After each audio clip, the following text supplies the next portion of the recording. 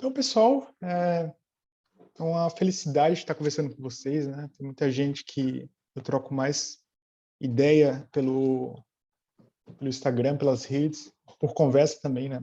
Escrita. Então, hoje talvez seja um dia aqui para a gente se conhecer um pouco mais, né? Tá.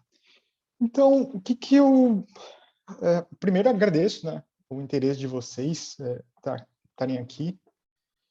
E o que que eu venho pensando esses meses para a gente trabalhar com alguns colegas, né? Primeiro, eu resolvi chamar isso de um grupo de investigação, né? Porque nosso interesse talvez seja menos, vamos dizer assim, decifrar um texto escrito por Lacan e mais tentar extrair algumas teses, se servir de algumas ideias para, vamos dizer assim, pensar o material com que a gente trabalha na clínica. Então, vamos dizer assim, essa investigação que eu estou propondo para vocês, ela é orientada por uma pergunta. E a pergunta seria assim: como que podemos pensar, estabelecer o material clínico a partir desse autor, ou a partir de algumas ideias que esse autor apresenta, que é o Lacan? Então, essa é a pergunta-chave que, vamos dizer assim, poderia ser usada para orientar nossos trabalhos, né? Como que pensamos, articulamos, estabelecemos o material que a gente trabalha, em que a gente opera na clínica, né? Então, a ideia, eu sugeri a gente começar a se servir de dois textos dele, do Lacan.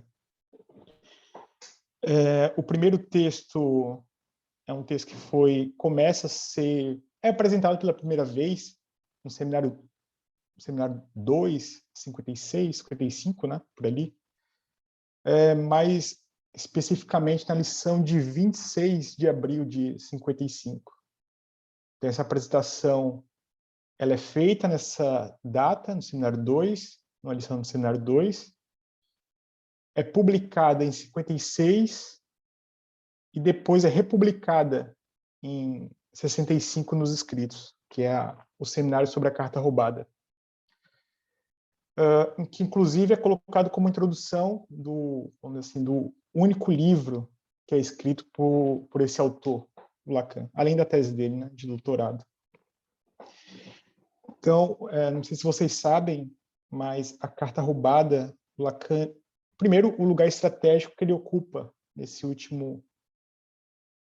único livro que foi escrito, como se fosse uma espécie de abertura de uma orquestra, de uma ópera, né? Não sei se vocês sabem, a ideia de abertura, ela resume tanto, vamos dizer assim, o movimento inicial de um trabalho, quanto um condensado das teses que vão ser apresentadas, das ideias, do material que vai ser apresentado na sequência. A ideia de uma abertura, se vocês forem voltar nos escritos, é esse local que o Lacan coloca esse texto.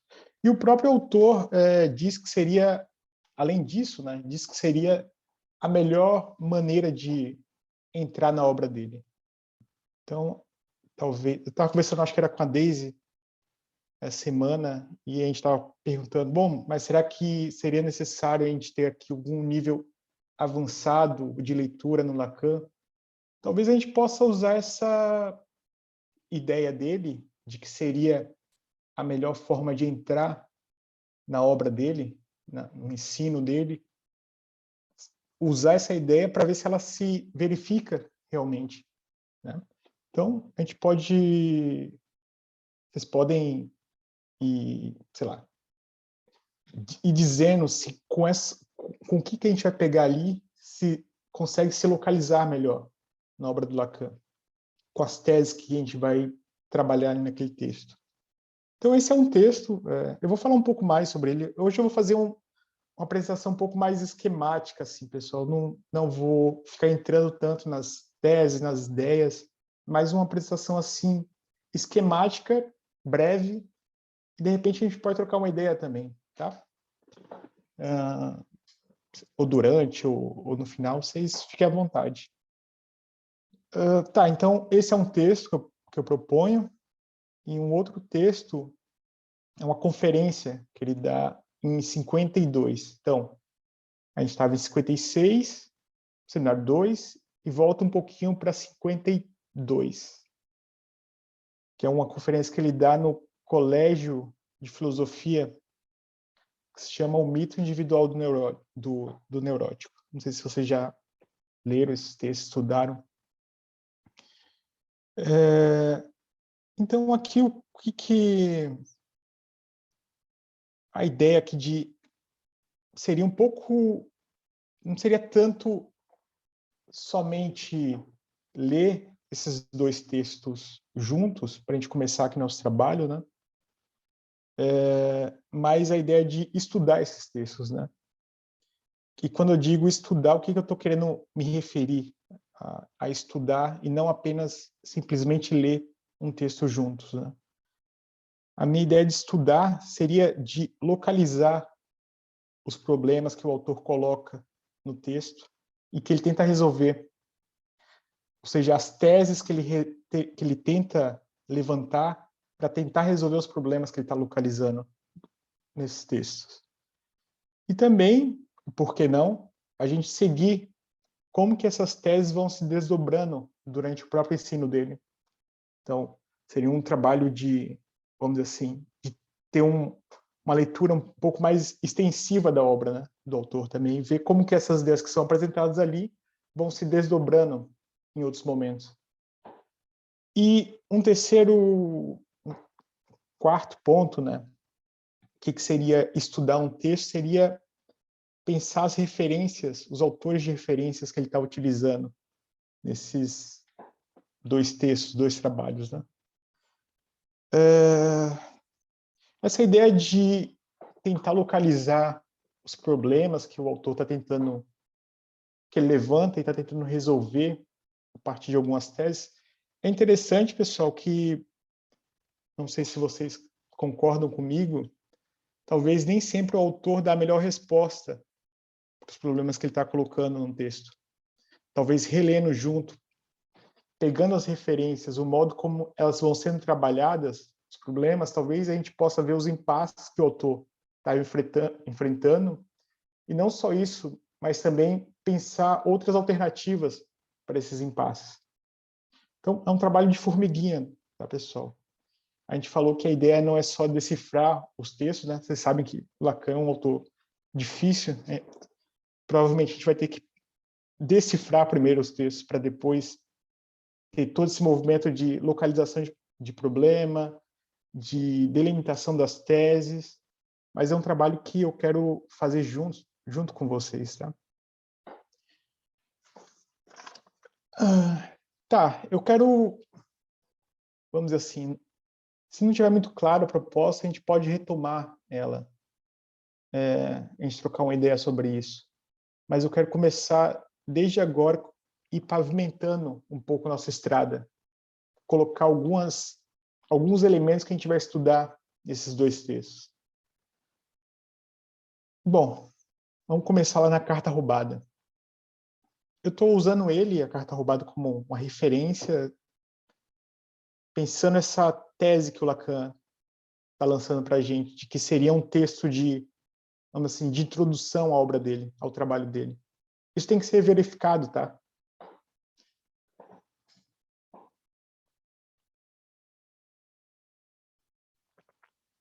Tá, mas o que vai interessar para a gente na carta roubada?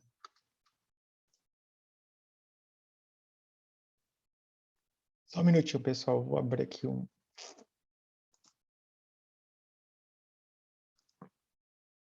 Tá claro? Vocês querem, enquanto eu estou abrindo aqui, vocês querem fazer alguma pergunta? Eu só localizar aqui o.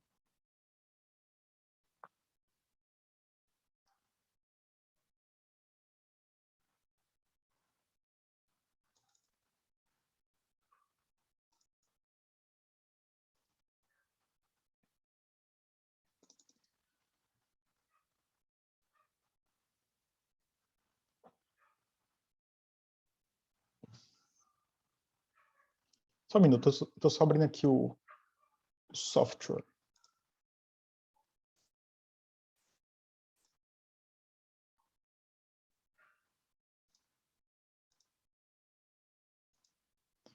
Tá, então lá na carta roubada, um dos pontos que vai interessar para a gente é esse modelo, vamos dizer assim, que ele apresenta para a gente na parte introdução. No próximo encontro eu vou apresentar um pouco assim da estrutura do texto da carta roubada, tá? Hoje eu não vou me ater tanto aos textos, aos dois artigos em si. Mas um dos pontos que vai nos interessar é esse modelo aqui que a gente vai estudar. Vocês conseguem visualizar o movimento?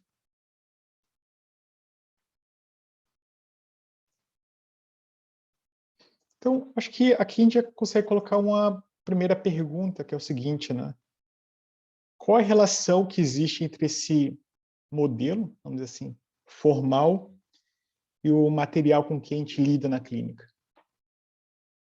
Eu não sei se vocês leram recentemente a Carta Roubada, mas um dos problemas que o Lacan está tentando trabalhar ali, que ele promete, o que ele está colocando, é que ele quer reler, reinterpretar o que o Freud chamou de associação livre. Então, isso coloca um problema para a gente, né? O que esse modelo aqui tem a ver com associação livre? Aqui já coloca uma questão para a gente que é a seguinte, pessoal. Associação livre pressupõe que a gente possa pensar, vamos dizer assim, não tem nenhum problema da gente pensar as sessões de forma isoladas, né? Associação livre, uma regra fundamental que não implica, não chama, não convoca com que a gente pense, vamos dizer assim, as sessões em conjunto. Esse modelo aqui é completamente o oposto da ideia de associação livre. Proponho para vocês, né? Porque isso daqui é menos a ideia de pensar o material, vamos dizer assim, de forma isolada entre as sessões e mais a ideia de pensar as sessões, conjunto de, sei lá, 15 sessões, 20 sessões, o material que se produz durante esse momento, pensar de forma articulada. Então, para que essa ideia aqui, esse modelo funcione, faça sentido, a gente teria que pensar o material de várias sessões e pensar qual lógica que está submetida a esse material. Então, uma coisa é a gente pensar a ideia de sessões isoladas, onde supostamente uma coisa que foi dita em uma não tem nada a ver com a outra. E outra coisa é a gente pensar, a partir desse modelo aqui, que a gente vai ter que pensar o material que se produz nas sessões de forma encadeada, vamos assim, em forma conjunta, né? Já é uma outra forma de pensar a clínica. E outra coisa que implica também pensar a partir desse modelo, que é o seguinte, a clínica vai chamar uma posição muito mais ativa do analista. É a gente que estabelece, que lê a lógica do material que se produz nessas várias sessões. Então, é o trabalho do analista ler esse material e pensar como que se articula, qual lógica que está, vamos dizer assim, miscuída nesse material. Tá? Então, isso a gente tem que ir trabalhando com calma, mas é uma outra forma de pensar a clínica. Não sei onde que vocês estudam ou vêm pensando em psicanálise, não sei se é a mesma forma que vocês pensam a clínica de vocês. Tá? A gente pode trocar uma ideia sobre isso também. Tá, então, 2 pontos, né? O primeiro é que a gente vai ter que pensar o conjunto das sessões e menos as sessões de forma isolada. E outra coisa, outro ponto, é que a gente vai ter esse tipo de clínica, esse tipo de orientação clínica exige muito mais do psicanalista no sentido de convocar a uma posição mais ativa na ideia de pensar a lógica, né? A lógica que estrutura um caso. Tá? Então, 2 pontos aí para a gente. E outro ponto que isso vai colocar uma questão para a gente, não sei se era uma questão para vocês até então, mas a partir daqui vai começar a ser, que é a relação entre forma e conteúdo. Entende? Conteúdo, essa lógica, e a forma, a organização lógica do material da análise. Ou, se vocês preferirem também, uma distinção que o Lacan faz no seminário 4, que é entre grafia e ortografia. Ou, se vocês quiserem um pouco mais adiante, seminário 18, entre fala e escrita. Então, é sempre essas duas, esse problema que vai ser colocado aqui para a gente, né? Entre forma e conteúdo, grafia e ortografia, as regras de escrita, né? Ou entre fala e escrita, tá? Eu vou pegar aqui umas citações, espero que não seja muito cansativo, né? Mas eu acho que são importantes para a gente delimitar um pouco as ideias, tá?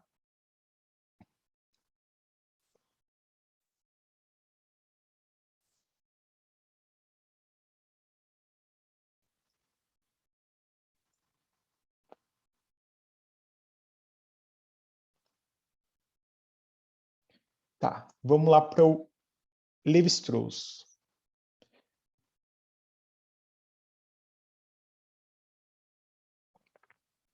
Lembra esse problema que surgiu para a gente, né, entre forma e conteúdo? É um artigo do Lévi-Strauss, vou só pegar essa citação, tá? Tá no Antropologia Estrutural, volume 2. O Guilherme também está lendo no volume 1. É uma questão que sempre aparece também no texto do Lévi-Strauss. Tá, e o texto se chama A Estrutura e a Forma. Vamos lá. Os defensores da análise estrutural em linguística e antropologia costumam ser acusados de formalismo. Desconsidera-se o fato de que o formalismo existe como doutrina independente, da qual o estruturalismo se afasta, sem renegar o que lhe deve, em razão das atitudes muito diferentes que as duas escolas adotam diante do concreto. Tá. Uma coisa que ele está falando que é o seguinte, uma coisa é o formalismo, e o formalismo que ele está chamando é o formalismo russo, tá? E outra coisa é o estruturalismo. São 2 escolas diferentes, 2 doutrinas, 2 correntes diferentes. E elas se diferenciam em relação a como tratam o conteúdo, tá? O concreto.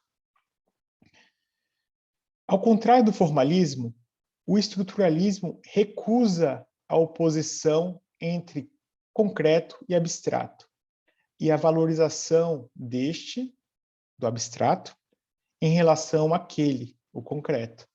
Então, essa distinção entre concreto e abstrato, forma e conteúdo, perde o sentido. Mas por quê? Vamos ver. A forma se define por oposição a uma matéria que lhe é estranha. Está falando do formalismo. A forma, para o formalismo, se define por oposição a uma matéria que lhe é estranha. Mas a estrutura não possui conteúdo específico. Esse aqui é o ponto principal, pessoal.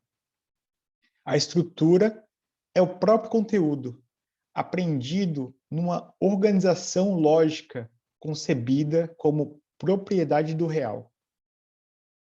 Difícil, né? Mas vamos lá. Eu estava falando para vocês que, dependendo da orientação clínica que vocês tenham, não vai fazer muito sentido a carta roubada. Então, provavelmente, a gente vai ter que reestruturar todo o modo como vocês pensam a clínica de vocês para que essas ideias comecem a fazer sentido. Uma primeira coisa que não faz muito sentido para trabalhar com a carta roubada, e talvez seja por isso que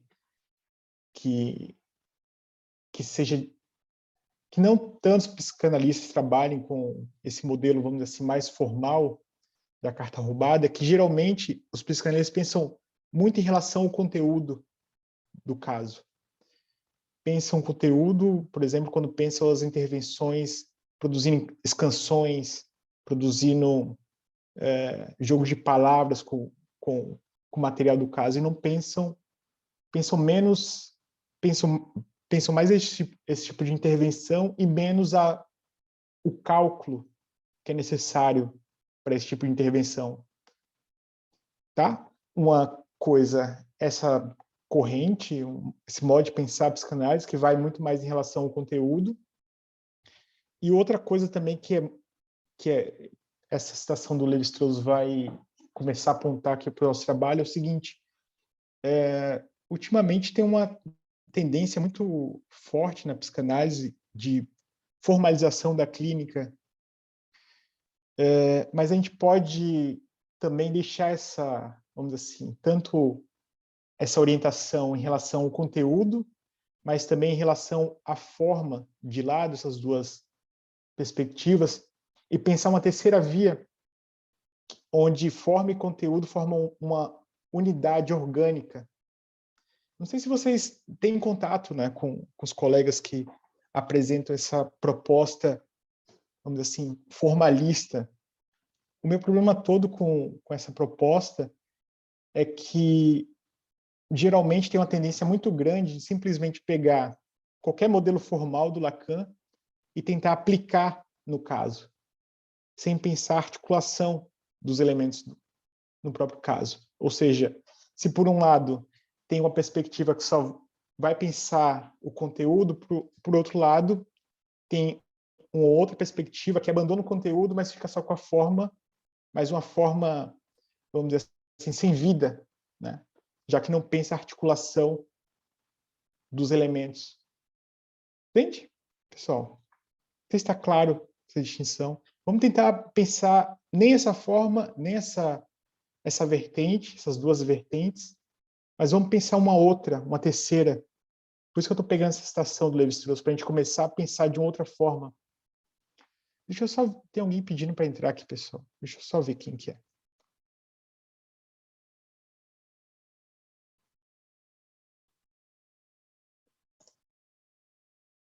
Só um minuto.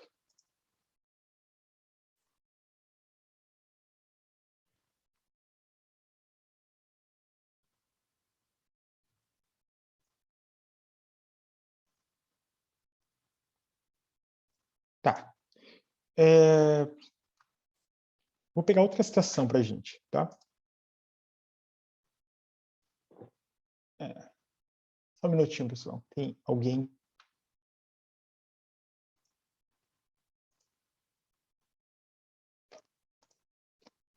Tá, acho que foi.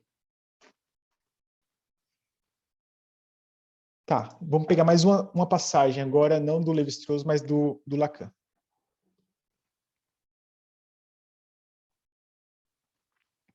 Ele diz o seguinte, no relatório, observações sobre o relatório de Daniel Lagache, tá nos escritos, tá? Ele diz o seguinte, portanto, quando Daniel Lagache parte da escolha que nos propõe entre uma estrutura como que aparente, que implicaria a crítica daquilo que o caráter descritivo comporta de natural, ou seja, estrutura aparente seria uma estrutura que seria uma descrição do natural, uma descrição do empírico, tá? E uma estrutura que ele propõe declarar distante da experiência, já que se trata de um modelo teórico que se reconhece na metapsicologia analítica, essa antinomia desconhece um modo de estrutura que, por ser terceiro, não deve ser excluído. Olha, aquilo que eu estava falando para vocês, né? Tem, vamos dizer assim, dois modos de pensar a estrutura. Primeiro, que é uma descrição do objeto empírico, vamos dizer assim, da experiência, e outra coisa, a estrutura como um modelo distante da experiência, como um modelo simplesmente teórico, formal. E o Lacan está apontando aqui uma terceira via para a gente começar a pensar. Não se deve excluir, ou seja, os efeitos que a combinatória pura e simples do significante determina na realidade e que se produz. Entende? Uma terceira via, pois é ou não o estruturalismo aquilo que nos permite situar nossa experiência como campo em que isso fala. Acho que vocês já viram bastante Lacan falando isso. Isso fala, isso pensa, isso goza, enfim. Uma passagem difícil, tá? Eu não espero, não peço que ninguém entenda isso que ele está falando aqui agora, mas eu estou só tentando, vamos dizer assim, pavimentar o nosso caminho.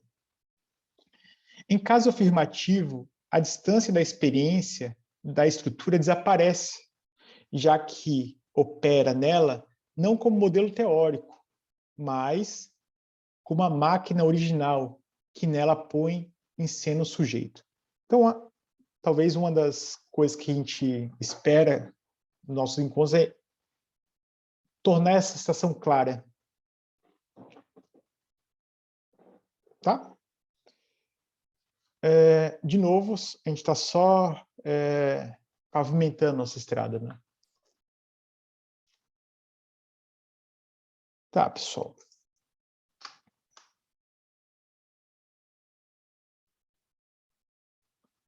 Só um minuto.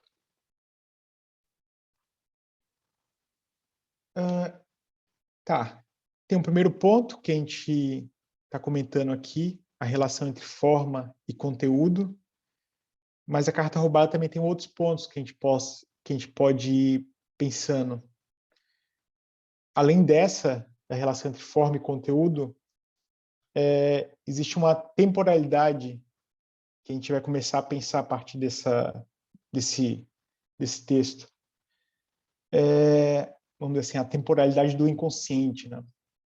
Porque geralmente a gente tende a achar que o inconsciente tem alguma coisa a ver com, vamos dizer assim, com o passado da história de um indivíduo, né? Mas o que a gente vai ver aqui não é bem isso a proposta que está sendo colocada.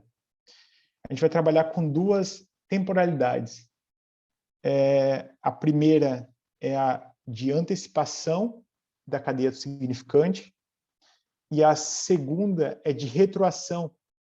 Então, é sempre a ideia de um tempo que antecipa sobre o futuro e que retroage sobre o passado. Isso é uma ideia que a gente vai trabalhar bastante na carta roubada. Só um comentário, uma anedota, vamos dizer assim, né? O Lacan, ele fala bastante que foi o primeiro a encontrar, vamos dizer assim, encontrar não, mas dar destaque, relevância à temporalidade só depois do Freud, né? O Nachträglich. Mas é bem curioso, se vocês observarem, por exemplo, como que é introduzido o Hegel na França. O Hegel é introduzido por Kojève e Poiré como filósofo, como a filosofia do tempo. E é justamente um tempo que vai do futuro para o passado e depois para o presente. Então, talvez a gente possa pensar o seguinte, né? Que o Lacan ele só pôde perceber essa temporalidade, reler, encontrar essa temporalidade no Freud por conta da atmosfera intelectual ali na França, no período que ele estava. Então, primeiro ponto, forma e conteúdo. Segundo ponto, a questão da temporalidade. E tem um outro ponto na carta roubada que também vai interessar para a gente, que é o seguinte. Uma coisa, eu falei para vocês que a gente vai ter que começar a pensar, vamos dizer assim, as sessões em conjunto, pensar o material das sessões em conjunto. Né? E uma coisa é você pensar esse conjunto a partir dos elementos mínimos. Uma coisa é você pensar a partir de 2, uma coisa é você pensar a partir de 3, e outra coisa totalmente diferente é você pensar os elementos mínimos desse material a partir de 4.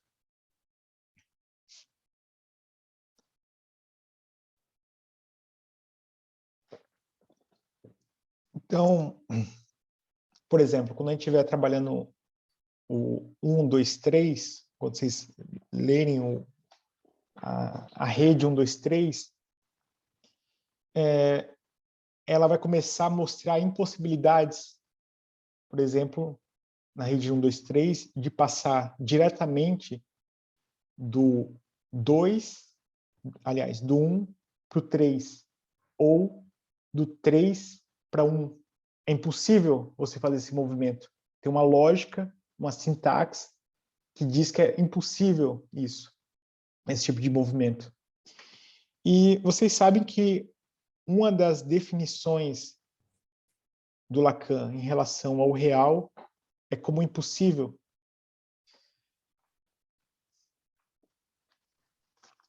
Então, vamos dizer assim, outra noção que a gente pode pensar a partir desse trabalho seria que o real, que a gente chama de real, seria um ponto de impossibilidade dentro de um sistema simbólico. Entende? Isso aí são orientações para a gente pensar o material, também da clínica. Eu vou pegar aqui uma outra passagem aqui. A gente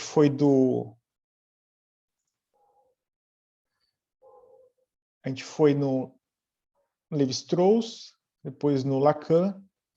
Agora eu quero ir no Badiou, para pegar uma passagem do Badiou para vocês.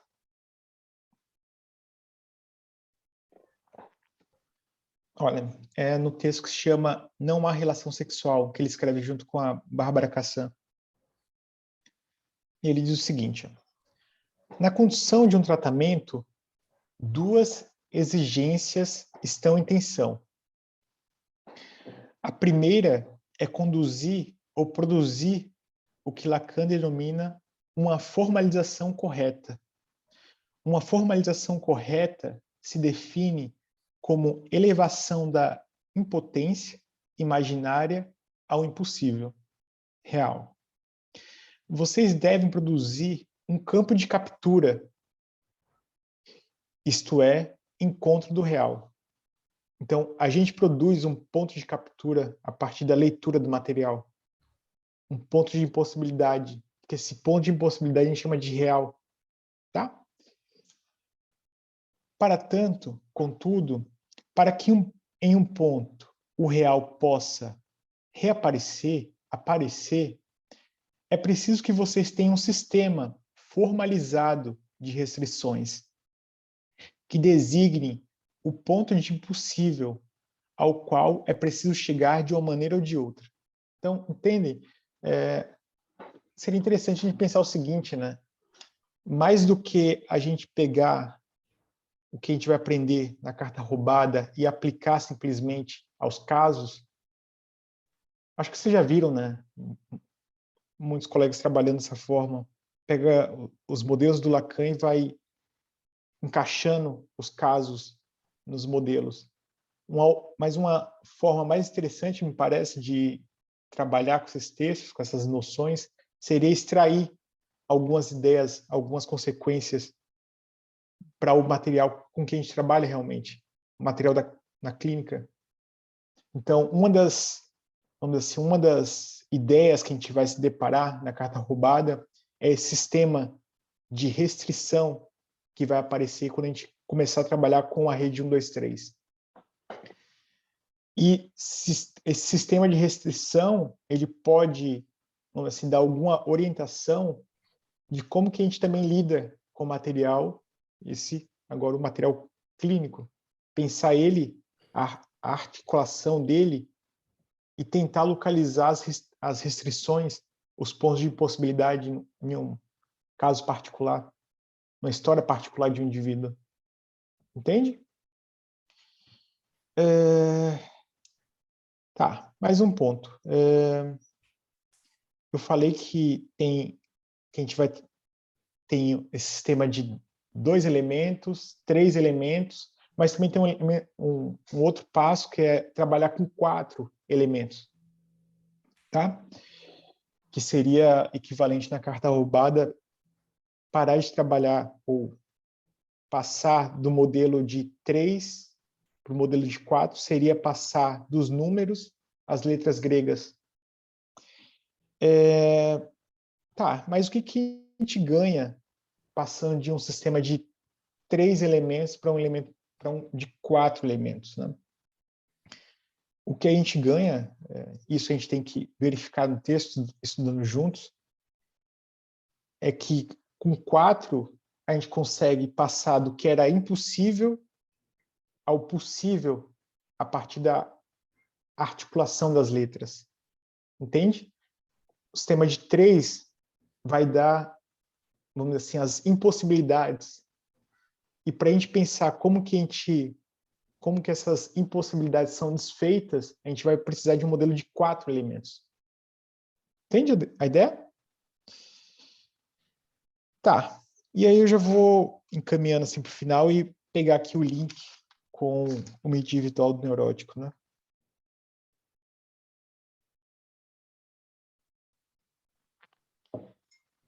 Eu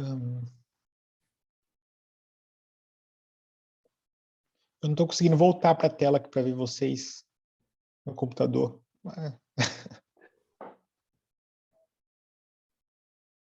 Tá.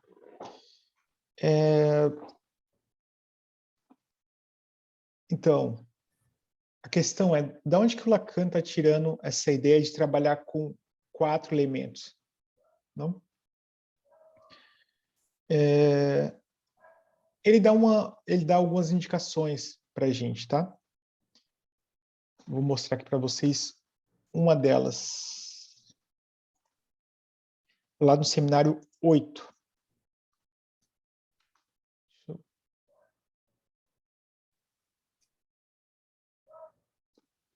Tá claro, pessoal? Se vocês quiserem interromper aí, fica à vontade, tá? É mais para a gente trocar uma ideia mesmo e apresentar assim, os elementos mínimos, né? O esquema geral do que eu venho pensando para a gente trabalhar, né? Tá, seminário 8. Né?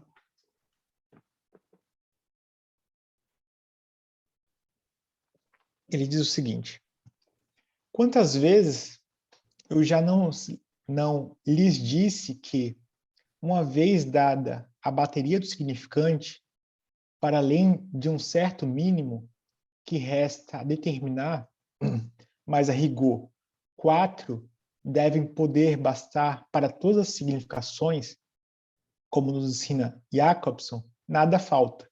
Isso é bem curioso, né? Geralmente a gente acha que falta palavra aos pacientes, né? E aqui a ideia é que a gente trabalhar com o número mínimo dessa estrutura, nada falta a ela. Ele continua. Não há linguagem, por mais primitiva que seja, onde tudo não possa, finalmente, se exprimir, salvo que, como diz o provérbio na região de Valde, tudo é possível ao homem. Ao que ele não possa fazer, ele deixa. O que não puder se exprimir na dita língua, pois bem, simplesmente não será sentido nem subjetivado. Tá claro, né? Passagem. Então, o que ele está falando aqui para a gente é que esse sistema de pensar uma estrutura a partir de 4 elementos, ele está tirando do Jacobson. Não sei se vocês conhecem o Jacobson, né? Fonólogo russo. Bom, eu venho estudando há alguns meses o Jacobson e eu não encontrei ainda onde que ele fala de quatro elementos. Conversei já com alguns colegas na linguística e, bom, eu vim achando que era em relação aos traços distintivos, né? O que ele chama de traço distintivo, mas seria muito pouco sustentar uma língua a partir de 4 traços distintivos. Seria muito pouco. Tá, pessoal, só rapidinho. Tem os fonemas e tem, vamos dizer assim, um subnível da língua, que seriam os traços distintivos, ou os traços diferenciais para o Jacobson. Não encontrei ainda nenhuma menção dele falando que seria 4 ou algo próximo a esse número, tá? Talvez sejam muito mais do que só 4. Mas tá, o Lacan está dizendo que está tirando do Jacobson, mas eu sugiro que ele está tirando de um outro cara, que também é amigo do Jacobson, do Levi-Strauss, do Jacobson e do Lacan, que é o Levi-Strauss. E daí que a gente vai entrar no, vamos dizer assim, do mito individual do neurótico, né? Não sei, alguns colegas estão lendo recentemente esse texto. Vocês sabem que o Lacan sempre convoca essa ideia de pensar a partir de 4 elementos, né? Ele fala que o Freud só conseguiu pensar a partir de 3, seria pai, a mãe e o filho, né? O Édipo. E ele sustenta ali que teria que pensar um quarto elemento, que seria a morte. Parece muito enigmático por que a morte, mas, enfim, ele especifica, falando que seria a morte no sentido hegeliano, né? Fazer um parênteses para vocês. Sabem que o Lacan ele frequentou os seminários do Kojève, né? E no Introdução à Leitura de Hegel, os seminários dele, o Kojève ele tem uma lição, uma aula que é falando sobre o tema da morte em Hegel, tá? Então tem essa referência em relação à morte, o quarto elemento, mas eu quero dar um passo ao lado, não para trás, mas para um lado, para o lado. Tem outro autor que trabalha com essa ideia de 4 elementos, que é o Levi-Strauss. E num texto bem específico,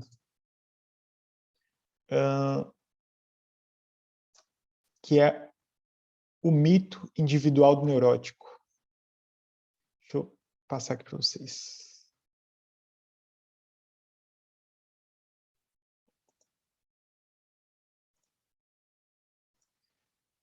Tá. Esse é o texto do Levi-Strauss, que se chama A Estrutura dos Mitos. E vocês veem aqui a ideia de 4 elementos, né? Não se assustem, tá? O Levi-Strauss diz que isso daí é menos um algoritmo que permite realizar cálculos, né? E mais uma representação gráfica que facilita a gente aprender uma cadeia de relações. Então, a minha ideia é que o Lacan está utilizando essa ideia de pensar 4 elementos, não só vai aparecer na Carta Roubada, mas também nessa conferência, que é o mito individual do neurótico. E ali tem algumas, pelo menos 3 teses que aparecem que são interessantes para a gente pensar. A primeira é o seguinte, que uma neurose não seria uma patologia psíquica ou individual. Ela seria um mito, uma espécie de mito que se individualizou. Então já seria uma outra forma de a gente pensar o que a gente chama de neurose. E mais uma outra tese importante. Os mitos, o que o Levi-Strauss chama de mito, é nada mais, nada menos do que um aparelho lógico que serve para resolver contradições e impasses. Notem, antes a gente estava falando que uma das definições do real é o impossível, né? Um ponto de impossibilidade a partir de um sistema simbólico de referências. E o que o Levi-Strauss está falando é que o mito é um aparelho lógico que resolve contradições e impasses. Entende a articulação entre os autores? outra tese também importante para a gente trabalhar, que os mitos, para o Lévi-Strauss, ele tem uma estrutura semelhante a uma partitura musical. Não sei se vocês já viram uma partitura musical, uma quadratura musical. Também é uma partitura também, que ele, em outro momento ele fala.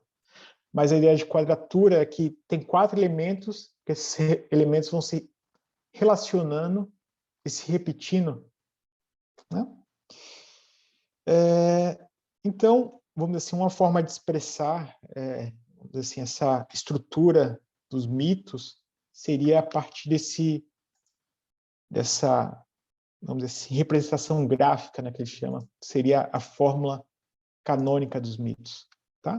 Tá na Antropologia Estrutural, volume 1, esse texto. Tá, isso aqui a gente vai ter que trabalhar com um pouco de calma, tá?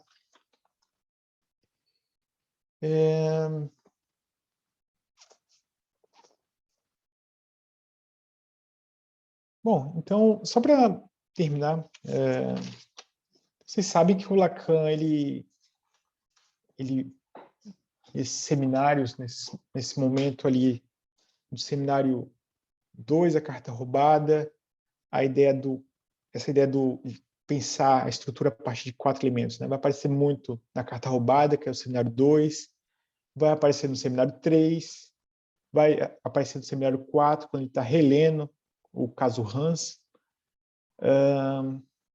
vai aparecer no seminário 5, 6, e nesses 2 seminários ele está, vamos dizer assim, nesses 4 seminários, né? 5 seminários, 6 seminários, o que ele está fazendo é, vamos dizer assim, organizar o que a gente chamaria de teoria do significante.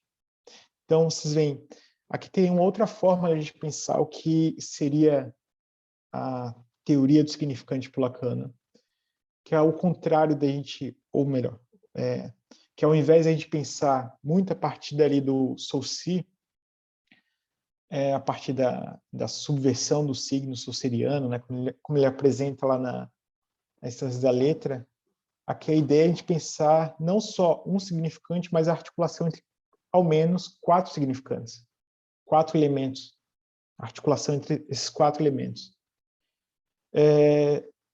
E vai aparecer, isso vai ser muito trabalhado, seminário 3, 4, 5, 6, e além disso também o grafo do desejo também, que é nada mais nada menos que a articulação entre quatro pontos, né? Então, é mais ou menos isso, pessoal. Não sei se está claro para vocês, a gente pode trocar uma ideia. Já falei bastante, estou já sem voz já. Tinha outras coisas, mas eu não vou me alongar muito, não.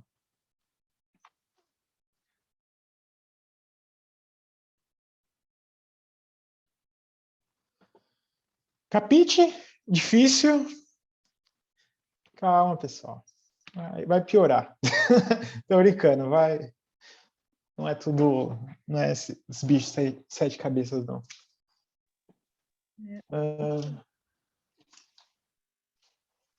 Oi, tá me escutando? Tô. Ah, tá. Oi, Luísa. Tudo bom? Quando você fala cálculo, tá falando sobre o quê? Assim, você poderia falar um pouquinho mais sobre isso? Porque nosso trabalho todo, além de pensar as sessões de forma isolada, né, a gente vai ter que começar a pensar o material que a gente trabalha de forma conjunta, né? Os materiais que vão ser, o material que vai sendo produzido no decorrer das sessões. E a partir desse material, pensar, vamos dizer assim, como que ele se articula, isso aí que eu estou chamando de cálculo, né? E começar a delimitar as possibilidades, impossibilidades, e a partir daí pensar as intervenções que seria possível no caso. Né? Eu não sei se tá claro para vocês, pessoal, assim, o princípio geral da coisa, né? Se não tiver, a gente troca uma ideia aí.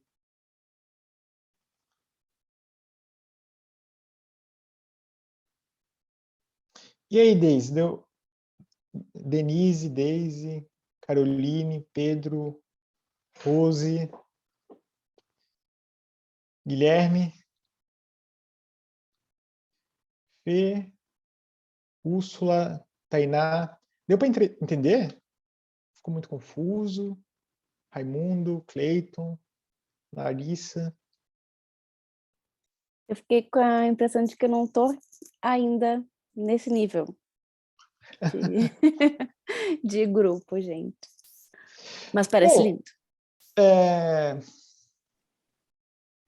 Bom, tem essa ideia de começar com a carta roubada, né? Eu trabalhei esse texto com o pessoal da graduação agora na URGS, no estágio de docência.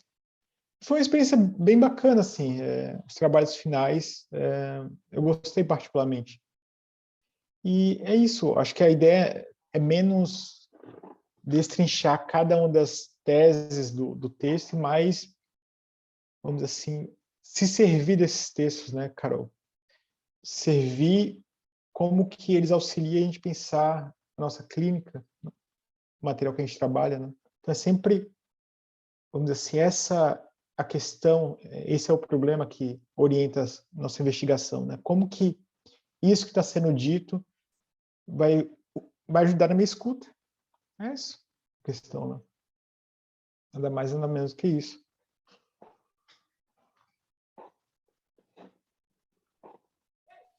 Oi.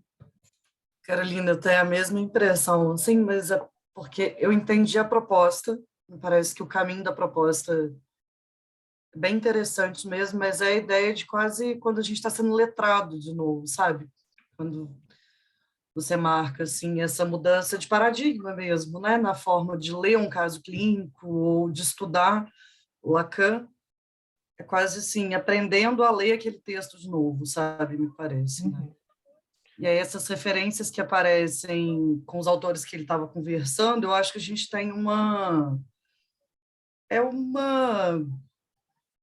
falta na nossa formação básica mesmo no Brasil, né? Que dificulta um pouco para a gente a leitura de alguns textos que exigem esse esforço mesmo, né? Seja da filosofia ou na antropologia, assim. Mas eu acho que entendi a proposta, é isso. Eu quero aprender a ler a função, percebe a coisa com percurso mesmo aqui. Fê, concordo, é uma outra forma de entender o Lacan. Eu passei por essa experiência, por sorte ou por azar, foi no final da minha graduação, né? Eu tinha um modo de entender o Lacan e o modo que eu entendia, comecei a ler outros autores, muito influenciado pelo Alfredo Edelstein, e mudou completamente o modo como eu escuto, como eu penso a psicanálise hoje, né? Então eu estou também aprendendo, estou sendo relitrado, é isso? Estou sendo reapresentado para o autor, né? Eu já tenho 5 anos, né? Então não se sinta só também.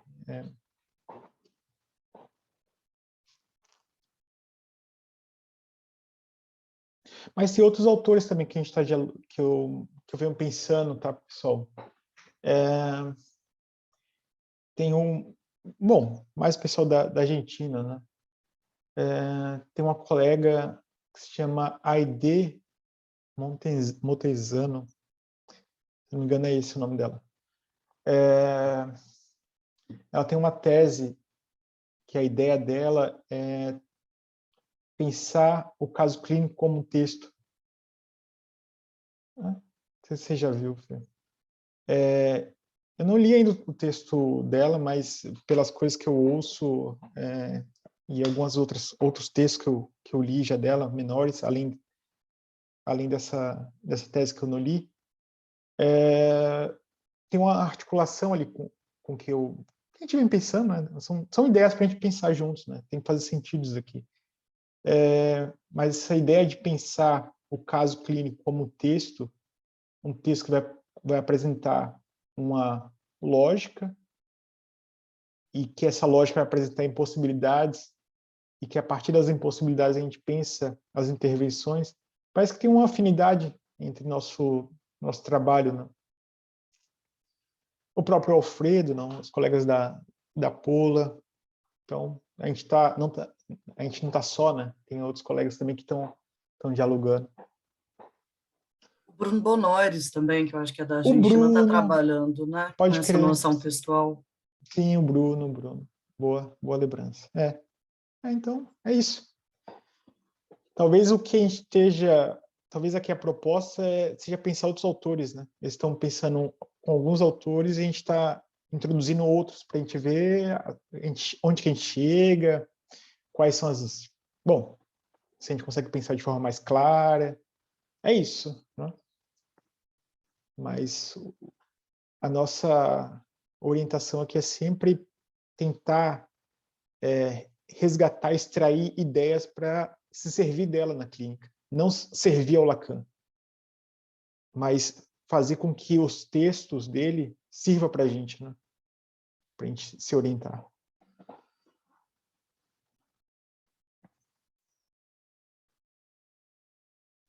Bom,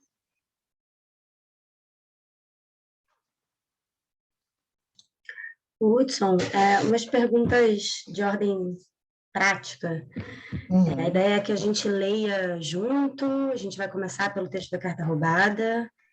tá. A gente tem teto, porque, enfim, eu tenho atendimento 7h30, então essas coisas são importantes. Tá, vamos fazer o seguinte, foi foi um movimento que eu fiz agora não mais com o pessoal lá da graduação, mas com os colegas da borda agora que a gente estava fazendo. Eu estava estudando de novo com eles esse texto, e teve um movimento ali que foi interessante, que a gente fez, e eu sugiro a gente tentar replicar aqui. Eu falei para vocês que a carta roubada surge no seminário 2, na lição 16, que é de 26 de abril. Eu sugiro para a gente entrar no espírito da discussão, a gente ler juntos aqui a lição 15. Eu vou passar isso direitinho para vocês, tá, pessoal? Já está selecionado já. A lição 15 do seminário 2 e depois dessa, ler juntos aqui. E depois da lição 15, a gente vai para a apresentação da carta roubada, que tem 4 partes lá na carta roubada, né? Eu vou apresentar também isso com mais calma, mas ler a parte que se chama apresentação da sequência, depois a introdução, e eu acho que não vai ser preciso parênteses, mas só se vocês tiverem pique, a gente vê se a gente estuda isso aí. Parênteses dos parênteses. E, bom, aí tem isso para ler juntos, tá? E tem outras lições, outros textos que dialogam com esse texto, que a gente pode... Eu seleciono para vocês, mando, e se vocês quiserem lendo por fora, mas ler juntos, a gente faz isso. Lição 15, seminário 2, depois a atração da sequência, depois introdução, e de repente a gente vai já para o mito individual do neurótico. Bom, de repente a gente vê também a estrutura dos mitos do Lévi-Strauss. Tá? Mas juntos seria esse itinerário, né? Para a gente pegar o espírito da discussão, voltar lá para o seminário 2, essa lição 15, e depois a gente ir lendo juntos, tá? Obrigada. Não sei se ficou claro, irmão, mas... Hudson. E aí, Renato? Pelo que eu entendi, além da articulação, da discussão teórica, você pretende fazer uma articulação prática, utilizando referências e casos clínicos. É isso também? Bom, tem uma dificuldade, né, de trabalhar com caso clínico, que é a questão do sigilo, né? Não pensei nisso, sabe? Mas a gente pode pensar uma reunião sem estar gravando, a gente tenta preservar o sigilo dos casos e pensar. Mas o que eu estava pensando, Renato, que a gente poderia fazer é o seguinte, já por conta dessa dificuldade de trabalhar com a questão do sigilo, dos casos e tal, a gente pode, quando a gente estiver lendo o Mito Individual do Neurótico, revisar o caso clínico do Homem dos Ratos, do Freud. O que vocês já acham? Né? Pode ser bom, né? É interessante. Eu perguntei porque você falou bastante sobre, né, como é que a gente pode pensar os conceitos estudados, né, pensar essa investigação em articulação com a nossa prática clínica, né? Como é que a gente pode utilizar na prática clínica. E aí eu fiquei sem entender direito se você iria trazer casos para esses exemplos ou não. Tá. Aí tem uma discussão, vamos dizer assim, epistemológica que está subentendida, tá? Desculpa não fazer menção a ela. Isso a gente tem que conversar, tá?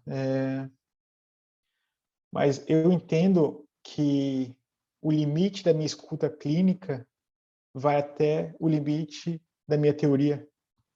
Então, o que eu ouço ou deixo de ouvir na clínica, ela está determinado pela teoria que eu tenho, que eu uso ou que eu não uso. Né? Então, teria esse trabalho que aí envolve uma outra área, né, que seria epistemologia. Né? Mas, bom, a gente vai vendo durante o caminho, né? Se vocês precisam dessa discussão, eu não me importo, né? Mas, inclusive, seria interessante. Mas, a princípio, essa ideia de que, vamos dizer assim, a teoria que eu disponho, que eu utilizo, vai estar intimamente relacionado àquilo que eu escuto na clínica. Entende? Não existe não existe clínica sem teoria. Bom, aqui é uma tese que também, dependendo, suscita algumas questões, né? A gente pode conversar também.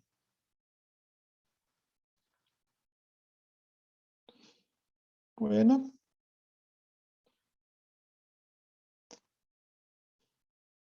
Mais alguma coisa, pessoal? Fez sentido, Guilherme? Fez muito, cara. Obrigado aí pela explanação, né? Eu que estou entrando no Levi-Strauss agora, né? Até por conta dos seus estudos aí que eu tenho acompanhado e tudo mais. E está sendo muito bom mesmo. Pô, eu que agradeço. Vai ser um prazer trabalhar junto, assim, a gente trabalhar junto e pensando nas questões, né? De forma conjunta. Acho que a gente consegue ir muito mais longe juntos, né? E, bom, é isso. Vai ser um prazer trabalhar com vocês, caso vocês tenham interesse. E a ideia, pessoal, é ter um grupo pequeno. É isso, eu não queria simplesmente ficar expondo aqui a leitura que eu faço do Lacan. Eu quero tentar pensar junto com colegas, com amigos, sei lá, como que a gente chama isso, camaradas, e eu poder acompanhar um pouco mais de perto, ou melhor, a gente conseguisse acompanhar um pouco mais de perto em relação às dificuldades, as possíveis soluções, entende? Trabalhar de forma mais próxima e se ajudando. Hudson, tem uma questão no chat, eu acho que você não viu. Ah, perdão, que eu não sei mexer nesse negócio aqui, pessoal. Hudson, boa noite. Nessa introdução de outros autores, vi que Lacan dialoga bastante com Derrida. Sobre esse texto, seria uma possibilidade de leitura. Cara, Rose, aí tu me pega, viu? Cara, então, eu tenho muitos amigos derridianos, mas eu não manjo do Derrida. Sim, tem um texto do Derrida que se chama O Carteiro Postal, se eu não estiver enganado, se eu estiver enganado, você me corrige aí, Rose, que ele está relendo esse texto do Lacan, que é a Carta Roubada. Não sei, a gente pode tentar dar uma lida, não sei se presencial, talvez não, né? A gente pegar, ler de forma isolada, né? E depois a gente talvez colocar algumas questões, que ficou algumas impressões do texto, ver o que ajuda, enfim. É um texto muito longo também, esse do Derrida. Quando inicia... Então, a ideia é ser quinzenal, né? Acho que seria quinzenal seria interessante para a gente ter esse tempo de estudo, né? Também de leitura, e se encontrar aqui, talvez, para ler juntos, né? Mas também para tentar tirar dúvidas, enfim, pensar juntos, né? Aqui. E seria quinzenal, então o próximo seria no dia 6, né? 6, segunda-feira. Só uma sugestão também, pensando enquanto grupo de estudo, de discussão, enfim, você falou alguns textos, citou alguns textos que seriam inicialmente propostas, né? E aí eu pensei na possibilidade de se montar um cronograma, não pensando um cronograma como algo fechado, com datas assim muito específicos de texto, até porque eu acho que as coisas vão acontecendo, né? O grupo muito provavelmente vai ter um texto que vai ser mais difícil, talvez um texto que a gente consiga passar com uma maior facilidade, enfim, mas pensando mais no norte, sabe? Para as nossas discussões. Porque aí, à medida que a gente conseguir ler, né, aqueles textos ou ter uma ordem nesse sentido, talvez facilite as nossas discussões, né? Ótimo. Sugestão. Eu tenho muito material organizado, né, selecionado. O que eu pensei, né? Vou colocar as lições principais que o Lacan faz referência nos seminários, A Carta Roubada e O Mito Individual do Neurótico, nos outros seminários, né? E tem alguns artigos também que são interessantes. A gente pode pensar uma cronologia, né? Já que a gente vai primeiro começar com a Carta Roubada, pegar essas lições do seminário 2, no seminário 4 também, no seminário 18, tem algumas passagens, algumas ideias legais que ele retoma ali na Carta Roubada. No Mito Individual do Neurótico também, e pegar esses artigos dos outros autores. E outra coisa também, eu posso enviar também esses trabalhos desses outros colegas também que a gente está dialogando, né? Por exemplo, o Bruno Bonoris, a Aide Montesano, são pessoas que a gente está dialogando aqui, né? Hudson. Oi. Nesse sentido, tem uma forma que eu me organizo, mas funcionou bem, sabe, para um grupo um outro grupo, né, que eu participo, no Drive, eu fiz um Drive que tinha, assim, o cronograma, os textos com a leitura que a gente vai ler junto e vai ser trabalhado mesmo, sabe? Em outra pasta, esses que estão pela beirada, mas que a gente não vai trabalhar diretamente. Fechou. Boa. Isso ajudou bastante essa organização, sabe, assim, também. Fechou, então. Eu vou fazer isso e mando para vocês nessa semana. Quanto antes eu mando para vocês, tá? Não sei, pessoal. Eu estou ficando sem voz já. Tem mais alguma questão? A gente fica aqui hoje, né? Tá, outra coisa. Eu preferi não gravar os primeiros encontros para a gente ficar um pouco mais à vontade, tá? Não existe pessoa que sabe mais ou sabe menos. A gente está investigando juntos. Não sintam acanhados, tá, para colocar questão. Às vezes as perguntas são melhores do que as respostas. Tá? Talvez vamos dizer assim, uma resposta que aparentemente é boba, ela coloca uma questão que não estava colocada antes e faça a gente pensar. Tá? Então é isso. Os primeiros encontros Bom, preferi não gravar e a gente começa a gravar depois que a gente passar da essa lição 15 do seminário 2. Tá bom? Pra gente ficar mais à vontade. Obrigada, Hudson. Obrigada, Hudson. Bueno. É hora de dar tchau. Então, qualquer coisa, pessoal, vocês dão um toque aí, tá? Eu vou ver se eu consigo criar um grupo no WhatsApp também, para ficar mais fácil a comunicação e tal. Mas eu vou fazendo isso durante a semana. E essa semana mesmo eu já vou mandando os textos. Tá bom? Beijinho.